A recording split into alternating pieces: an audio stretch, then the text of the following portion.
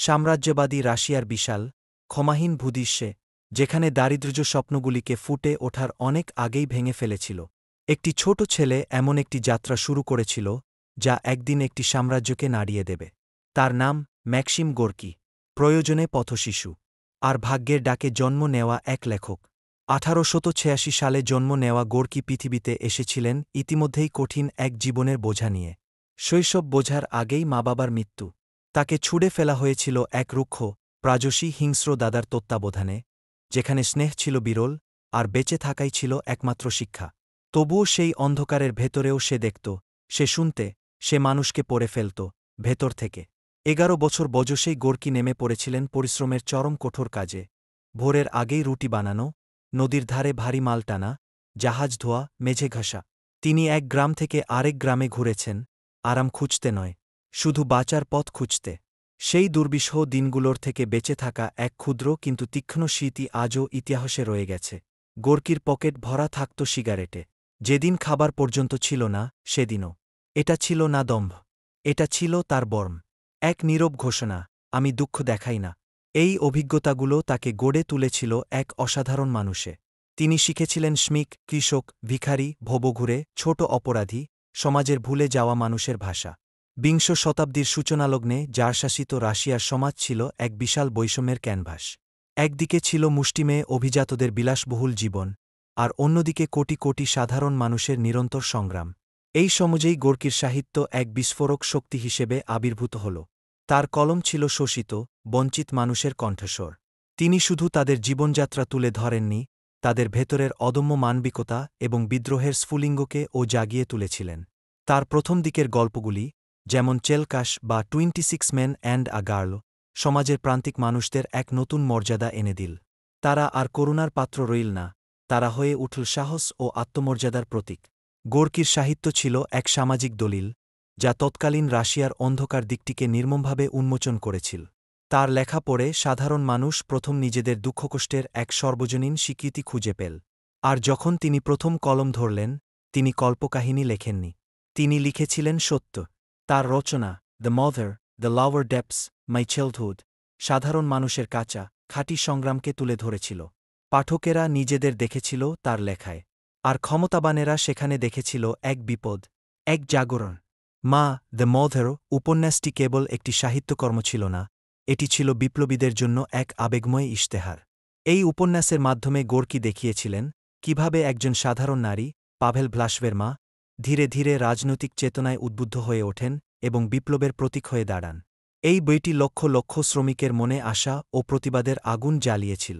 অন্যদিকে তার নাটক the lower depths, the lower depths Moscow art থিয়েটারে মঞ্চস্থ হওয়ার পর সারা ইউরোপে আলোড়ন সৃষ্টি করে।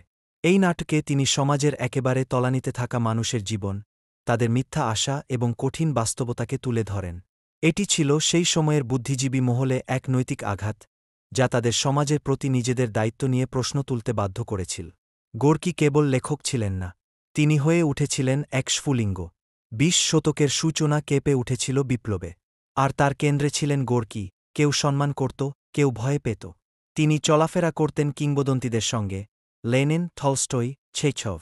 তবুও তিনি রয়ে গিয়েছিলেন নিজস্ব, অস্থির, প্রশ্নকারী, কখনও আশাবাদী, কখনও সন্দিহান।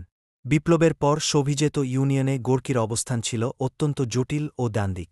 একদিকে তিনি ছিলেন নতুন রাষ্ট্রের সবচেয়ে সম্মানিত সাহিত্যিক, যাকে প্রলেতারিয়েত সাহিত্যের জনক হিসেবে ঘোষণা করা হয়েছিল। অন্যদিকে তিনি ছিলেন স্বাধীন চিন্তাধারার একজন মানুষ, যিনি সরকারের বাড়াবাড়ি এবং সাংস্কৃতিক নীতির কঠোরতা নিয়ে প্রশ্ন তুলতে দ্বিধা করেননি। স্টালিনের সঙ্গে তার সম্পর্ক ছিল এক ছায়াময় গোলকধাঁধা, সম্মান, সতর্কতা আর অব্যক্ত ভয়ের মিশেল। গোর্কি ন্যায় বিশ্বাস করতেন, কিন্তু অন্ধ ক্ষমতা কতটা বিপজ্জনক হতে পারে তা ভালো করেই জানতেন। তার জীবনের শেষ বছরগুলিতে তিনি কার্যত সরকারের নজরদারিতে ছিলেন। তার সাহিত্যিক স্বাধীনতা সীমিত হয়ে এসেছিল, এবং তিনি প্রায়শই নিজের বিবেক ও রাষ্ট্রের দাবির মধ্যে এক কঠিন সংঘাতের সম্মুখীন হতেন। 1936 সালের শেষ দিকে গোর্কি ক্লান্ত। ব্যক্তিগত ও রাজনৈতিক লড়াই তার শরীর, মনও একেবারে খজ করে ফেলেছিল। একদিন তাকে রেল স্টেশনে অচেতন অবস্থায় পাওয়া যায়, দুর্বল, বিধ্বস্ত। এর কিছুদিন পর তিনি মৃত্যুর কোলে ঢলে পড়েন। আর তার অকাল মৃত্যু আজও একটি রহস্যে, একটি ফিসফিসে অভিযোগে, প্রশ্নে যার উত্তর কেউ জানে না। কিন্তু তার উত্তরাধিকার প্রবল, অটুট।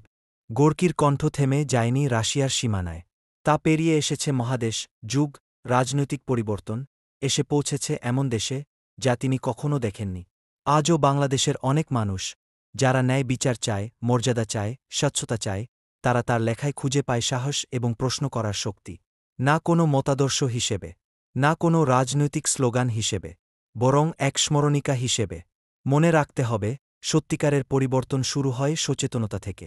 এবং প্রতিটি নাগরিকের অধিকার আছে প্রশ্ন করার। মনে রাখতে হবে যে গল্প, শিল্প, সাহিত্য ক্ষমতার মুখোশ খুলতে পারে। বাংলাদেশের মতো এক দেশে, যেখানে বিভিন্ন মতের সংঘর্ষ, দায়িত্বের দাবি, স্বচ্ছতার প্রয়োজন বাড়ছে, গোর্কির সাধারণ মানুষের ক্ষমতাজন বিশ্বাস আজও তীক্ষ্ণভাবে প্রাসঙ্গিক। তিনি কথা বলেন স্বপ্নদর্শীদের সঙ্গে, কর্মীদের সঙ্গে, ছাত্রদের সঙ্গে, সব সাধারণ মানুষের সঙ্গে, যারা তাদের দেশকে আরও সুন্দর কল্পনা করে। কেন ম্যাক্সিম গোর্কি আজও গুরুত্বপূর্ণ? কারণ তিনি দেখিয়েছেন, এক ক্ষুধার্ত, উপেক্ষিত, একা ছেলে একদিন হয়ে উঠতে পারে একটি জাতির বিবেক। কারণ তিনি শিখিয়েছেন, সত্যে ভরা শব্দ নীরবতা ভেদ করে আন্দোলন জ্বালিয়ে দিতে পারে। তার কারণে আজও রাশিয়ায়, বাংলাদেশে কিংবা বিশ্বের কোথাও কারো হাতে তার বই খুঁজে পাওয়া যায়। আর একটি ছোট্ট স্ফুলিঙ্গ জ্বলে ওঠে আর বলে উঠে, প্রশ্ন করো, বলো, তোমার ভয়েসের মূল্য আছে।